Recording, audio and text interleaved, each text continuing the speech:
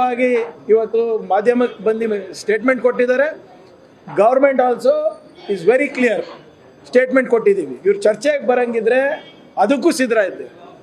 ಆ ಕಡೆ ಬಾವಿಗೆ ಬಿದ್ದು ಪ್ರೊಟೆಸ್ಟು ಮಾಡ್ತಾ ಇಲ್ಲ, ಇದ್ದಲ್ಲೇ ಕೂಗಾಡ್ತಾ ಇದ್ರೆ, ಕಲಾಪ ಹಾಳು ಮಾಡ್ತಾ ಇದ್ರೆ, ಬರದ ಬಗ್ಗೆ ಚರ್ಚೆ ಮಾಡಬೇಕು ಅಂದರೆ ಬರದ ಬಗ್ಗೆ ಚರ್ಚೆ ಮಾಡ್ತಾ ಇಲ್ಲ, ಕೇಂದ್ರ ಸರ್ಕಾರದಿಂದ ಬರಬೇಕಾಗಿರುವಂಥ ಅನುದಾನದ ಬಗ್ಗೆ ಚರ್ಚೆ ಮಾಡ್ತಾ ಇಲ್ಲ. ಇವೆಲ್ಲನೂ ಕೂಡ KPSC ಅಧ್ಯಕ್ಷರಿಗೆ ರಕ್ಷಣೆ ಮಾಡಲಿಕ್ಕೆ, ಪ್ರಧಾನಮಂತ್ರಿ ಮೋದಿ ಅವರಿಗೆ ರಕ್ಷಣೆ ಮಾಡಲಿಕ್ಕೆ, ಮೋಹನ್ ಭಾಗವತ್ ಅವರಿಗೆ ರಕ್ಷಣೆ ಮಾಡಲಿಕ್ಕೆ ಇದು ನಡೀತಾ ಇರೋದು ಅಷ್ಟೇ, ಬೇರೆದೇನೂ ಇಲ್ಲ. ಸ್ಟೇಟ್ಮೆಂಟ್ ನಾವು ಕೊಟ್ಟಿದ್ದೀವಲ್ಲ ಸರ್. ಎಕ್ಸಾಕ್ಟ್ಲಿ ಸರ್, 3 ದಿನ ಆಗಿದೆ. ನಾವು ಚರ್ಚೆಗೆ ರೆಡಿ ಇದ್ವಲ್ಲ, ಅವ್ರು ಯಾಕೆ ರೆಡಿ ಇಲ್ಲ?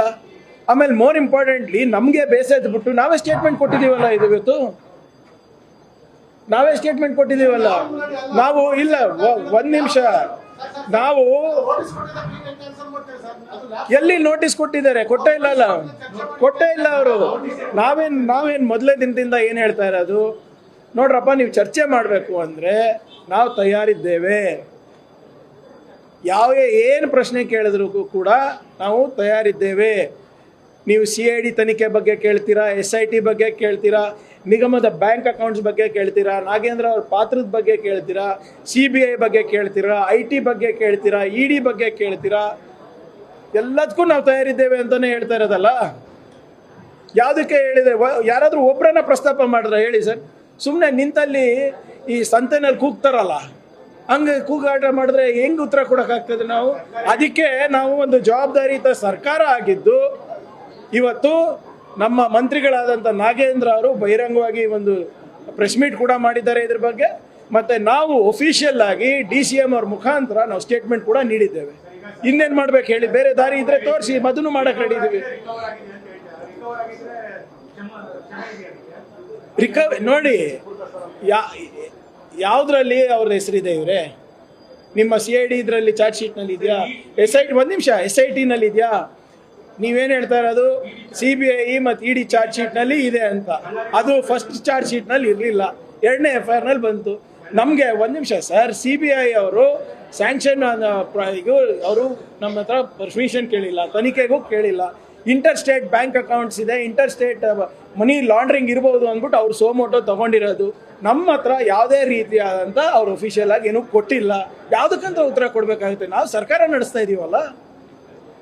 ಸುಮ್ಮನೆ ಇವರು ವಾಟ್ಸಪ್ನಲ್ಲಿ ಬರೋದಕ್ಕೆಲ್ಲ ನಾವು ಉತ್ತರ ಕೊಡೋಕ್ಕಾಗಲ್ಲ. ಬರೀಲಿ, ED ಅವ್ರು ಬರೀಲಿ ನಮಗೆ.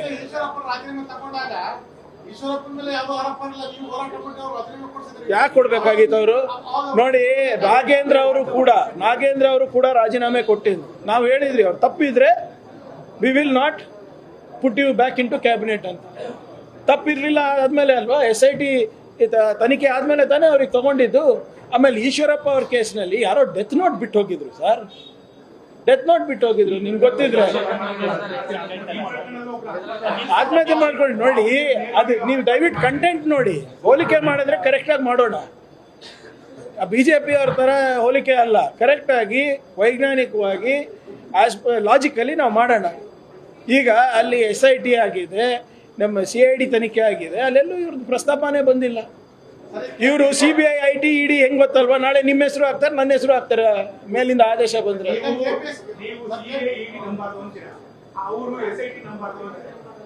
ಈಗ ನೀವು ಜನರ ನಂಬಿ ಮತ್ತೆ ನಿಮ್ಮ ಅನುಭವವನ್ನು ನಂಬಿ. ಇಲ್ಲ, ನಿಮ್ಮ ಅನುಭವ ಆಯ್ತು, ಜನನೂ ಬಿಟ್ಬಿಡಿ, ನನಗೂ ಬಿಟ್ಬಿಡಿ.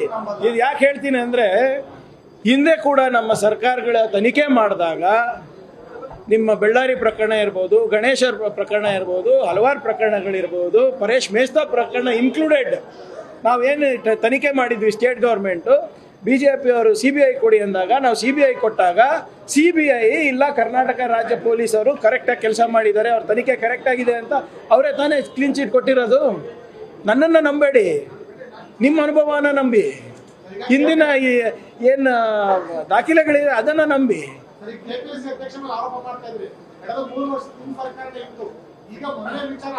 ನೋಡಿ, ಇಟ್ಸ್ ಅ ಕಾನ್ಸ್ಟಿಟ್ಯೂಷನಲ್, ಒಂದು ನಿಮಿಷ ಸರ್, ಇದು ಕಾನ್ಸ್ಟಿಟ್ಯೂಷನಲ್ ಬಾಡಿ ಇದೆ, ತೆಗಿಲಿಕ್ಕೆ ಅಧಿಕಾರ ಇದೆಯಾ ನಮಗೆ? ನೀವೇ ಹೇಳಿ. ಸದನದಲ್ಲಿ ಚರ್ಚೆ ಮಾಡಿದಾಗ ನಾನೇನು ಹೇಳಿದೆ? ಎಲ್ಲ ರಾಜ್ಯಗಳು ಬರಲಿ, we are open. Will make one legislation, ಒಂದು ಶಾಸನ ಮಾಡಿಬಿಟ್ಟು ಇದು ಸ್ಟೇಟ್ ಕಮಿಷನನ್ನೇ ತೆಗೆಯೋಣ. ಕೆ ಇ ಇದೆ, ಬೇರೆಯವ್ರ ಮುಖಾಂತರ ಮಾಡಿಸ್ಬೋದು. ಈಗ ನಾನೇನು ಹೇಳ್ತಾ ಇರೋದು, ಯಾವಾಗ ಬೇಕಾ ಅವಾಗ KPSC ಅಧ್ಯಕ್ಷರು BJP ಅವರು, ಯಾವಾಗಿಲ್ಲ ಅವಾಗ ಕಾಂಗ್ರೆಸ್ನವರು. ಅದೇಂಗೆ ಆಗ್ತದೆ? ಮೆಂಬರ್ ಮಾಡಿದ್ದವರು, ಅಧ್ಯಕ್ಷರು ಮಾಡಿದ್ದವರು, ವಿಜೇಂದ್ರ ಅವ್ರ ಫೋಟೋ ಇರೋದು ಅವ್ರ ಮನೆಯಲ್ಲಿ, ಅದರ ಪ್ರಶ್ನೆಗೆ ಉತ್ತರ ಕೊಡಬೇಕಾಗಿರೋದು ಮಾತ್ರ ಕಾಂಗ್ರೆಸ್ನವರು. ಅದೇಂಗೆ?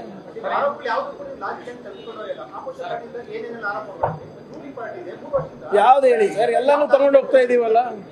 ಈಗ ಯಾವ್ದು ನಮಗೆ ಸಿಕ್ಕಿದೆ ಎಲ್ಲಾನು FIR ಮಾಡಿಸಿದೀವಲ್ಲ almost, except for 2 cases. Almost everything we have done. ಆಮೇಲೆ ಮೋರ್ ಇಂಪಾರ್ಟೆಂಟ್ಲಿ ಇದೊಳಗೆ ಆಪೋಸಿಷನ್ನಲ್ಲೂ ನಾನೇ ಉತ್ತರ ಕೊಡಬೇಕು, ರೂಲಿಂಗಲ್ಲಿ ಇದ್ದಾಗ ನಾನೇ ಅವ್ರಿಗೆ ಉತ್ತರ ಕೊಡ್ಬೇಕಂದ್ರೆ ಅದಂಗೆ?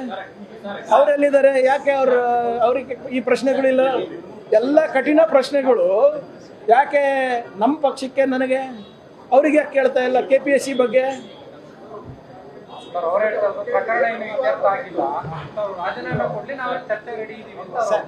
ಯಾವ ಪ್ರಕರಣ? ಸ್ಟೇಟ್ಮೆಂಟ್ ಆಗಿದೆ ಸ್ವಾಮಿ, ಕೇಳಂಗಿದ್ರೆ ಕೇಳಲಿ, ಅವರು ಪ್ರಶ್ನೆಗಳು ಕೇಳಲಿ. ಏನು ಅವ್ರು ಹೇಳ್ದಂಗೆ ನಾವು ಕ್ಯಾಬಿನೆಟ್ ರಚನೆ ಮಾಡೋಕ್ಕಾಗುತ್ತಾ? ಅವ್ರು ಹೇಳ್ದಂಗೆ ನಾನು ಪಾರ್ಟಿ ನಡ್ಸೋಕ್ಕಾಗ್ತದ? ನಾನು ಹೇಳಿಲ್ವಾ ಇದು PM ಕೇರ್ ಫಂಡ್ಸು, ರಾಮ ಮಂದಿರದಲ್ಲಿ ಆದಂಥ ಕಳ್ತನ ಮತ್ತು KPSC ಹಗರಣ, ಈ ಮುಚ್ಚಾಕ್ಲಿಕ್ಕೆ ಇವತ್ತು ಅವರು ನಾಟಕ ಮಾಡ್ತಾ ಇರೋದು.